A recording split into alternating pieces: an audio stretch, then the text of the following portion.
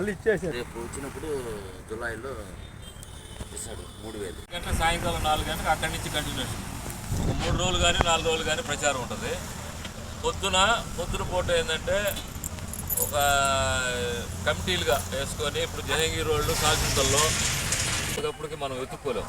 Voter list పెట్టుకొని ఒక book పెట్టుకొని అక్కడ ఉండేవాళ్ళని రాసుకోవడం, బయట స్టోపిడి కాలనీలో కోవూరులో ఉండేవాళ్ళ పేర్లు ఎక్కడెక్కడ ఉన్నాయి, వాళ్ళ ఫోన్ నెంబర్లు అవన్నీ రాసి పెట్టుకుంటే మనకి ఈజీగా అవుతుంది. తర్వాత ఓబుల్ రెడ్డి ఇక్కడ వాళ్ళు కూడా ఎవరు ఉన్నారు బయట,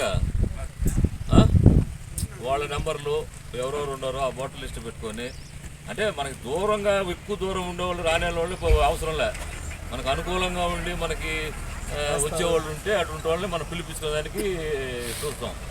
తర్వాత ఇంకెక్కడన్నా రాయిపోతాం. మీకు ఓటర్ లిస్టులు ఏంటంటే జనవరిలో ఇచ్చిన ఓటర్ లిస్టు వచ్చి కొన్ని యాడింగ్స్ ఇంకా రాలా లిస్టు, అవి రేపు ఎల్లుండి వస్తాయి. అవి వచ్చిన తర్వాత మీకు ఇస్తాం, దానికి వెనకాల కుట్టుకోవడమే. ఇప్పుడు ఉన్న కాడికి వచ్చేస్తున్నాయి. అదే వచ్చేయాల ఎన్ని ఓట్లు ఉన్నాయి, ఇక్కడ స్థానికంగా ఎన్ని ఉన్నాయి, బయట ఎన్ని ఉన్నాయి, బయట ఉంటే ఏ ఊర్లో ఉన్నారు, వాళ్ళ ఫోన్ నెంబర్లు వస్తే మన అవకాశాన్ని బట్టి మనం పిలుచుకుంటాం. అది ఇక జయంగీర్ ఒక్కరు కష్టపడి మన ప్రశాంత్ రెడ్డి గారిని, వేమిరెడ్డి ప్రభాకర్ రెడ్డి గారిని సైకిల్ గుర్తు మీద ఓట్లు వేయించి అత్యధిక మెజారిటీ తీసుకొచ్చి గ్రామంలో మనకు మంచి పేరు తీసుకొస్తే గ్రామాన్ని మంచి డెవలప్మెంట్ చేసేందుకు ఆస్కారం ఉంటుంది. కాబట్టి ప్రతి ఒక్కరూ కూడా సైనికుల్లాగా ఈ 10 రోజులు పనిచేసి వాళ్ళ గెలుపు కృషి చేసి మంచి మెజారిటీ తీసుకొస్తే నేను పోయి వాళ్ళని గట్టిగా అడిగి మన గ్రామంలో డెవలప్ చేసేందుకు ఆస్కారం ఉంటుందని తెలియజేస్తున్నాను. కాబట్టి ప్రతి ఒక్కరూ ఈ 10 రోజులు ఒకరు పనులు కొద్దిగా మానుకొని అందరూ ఎన్నికల ప్రచారంలో భాగంగా మన అశోక్ రెడ్డి గారి ఆధ్వర్యంలో ఇక్కడ ఈ సమావేశం కార్యకర్తలు, ముఖ్య కార్యకర్తలు, మన అశోక్ రెడ్డి గారి అభిమానులు అయితే తెలుగుదేశం పార్టీ కార్యకర్తలు, నాయకులు అందరిని కూడా ఫోన్ ద్వారా రాత్రి పొద్దుపోయి పిలిచినా కూడా స్పందించి బాగా టయానికి 4:30 చెప్తే కూడా 4 గంటలకే రావటం, పేరున ధన్యవాదాలు తెలియజేసుకుంటున్నాం. ఇదే స్ఫూర్తితో, ఇదే హుషారుతో రేపు జరగబోయే ఎన్నికల్లో ప్రతి ఒక్కరం కూడా సైనికుల్లా పనిచేద్దాం. ఈ 10 రోజులు పనులు ఉన్నా కూడా హాఫ్ డే పనులు పెట్టుకున్న హాఫ్ డే కాడి నుంచి పార్టీకి పనిచేసేదానికి అందరం కూడా కృషి చేద్దాం. ఇప్పుడు ముఖ్యంగా పెన్షన్లు, బాబు షూరిటీ, భవిష్యత్ గ్యారంటీ గురించి ప్రతి ఇంటికి వెళ్ళి బాబు గారు ఏవైతే చెప్పున్నారో ఆ క్యాలెండర్లు, ఆ పాంప్లెట్లు మన దగ్గర ఉన్నాయి. మనం పోయి ఓటు అడిగే ముందు బాబు గారు గెలిస్తే మనకి ఏ పథకాలు వస్తాయనేది మటుకు ప్రతి ఒక్కరూ ప్రతి ఇంట్లో ఒక 5 నిమిషాలైనా మనం ఉండి చెప్పే అవసరం ఎంతైనా ఉంది. ఎందుకంటే ఇప్పుడు పెన్షన్లు ఉన్నాయి, పోయిన నెలలో సచివాలయంలో పెట్టారు, మామూలుగా కూడా ఇంటికి వచ్చి ఇచ్చారు.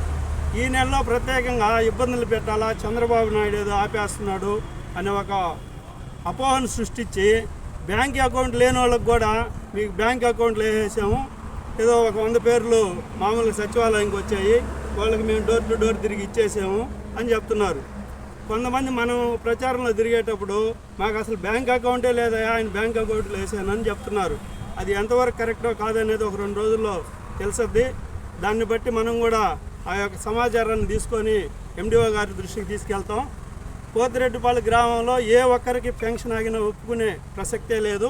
చంద్రబాబు నాయుడు గారు సచివాలయం కావాలని జగన్మోహన్ రెడ్డి చేస్తున్నాడు అని చెప్పాలా. పోతే చంద్రబాబు నాయుడు చెప్పిన సూపర్ 6 పథకాలన్నీ కూడా అందరికీ తెలుసు, మన వాళ్ళందరికీ. దాన్ని ప్రతి ఒక్కటి ఎవరిచ్చాలి.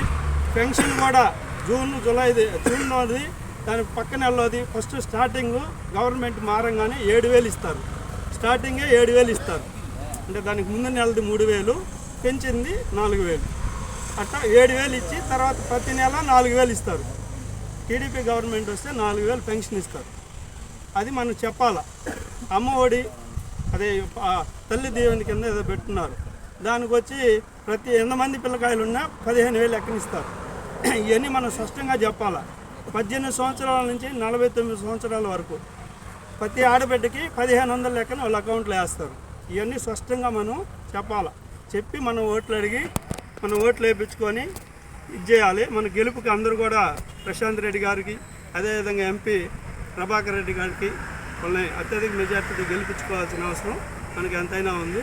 అదేవిధంగా మన గ్రామానికి వస్తే మనం వైసీపీ గవర్నమెంట్లో మన గ్రామానికి ఏం పని జరిగింది, ఏమి ఇబ్బంది అయింది, ఇవి కూడా ఒకసారి మనం పెన్నా నదిలో నీళ్ళు వచ్చినప్పుడు మనం గ్రామంలో ఏ విధంగా ఇబ్బంది పడ్డాం అనేది కూడా వివరించాల్సిన అవసరం ఉంది మన ప్రచారానికి పోయినప్పుడు. అదేవిధంగా మెయిన్ రోడ్డు వారాల సెంటర్ నుంచి ఎగువపల్లిపాలెం వరకు మెయిన్ రోడ్డు మనకు ప్రధానమైన సమస్య కూడా రోడ్డు.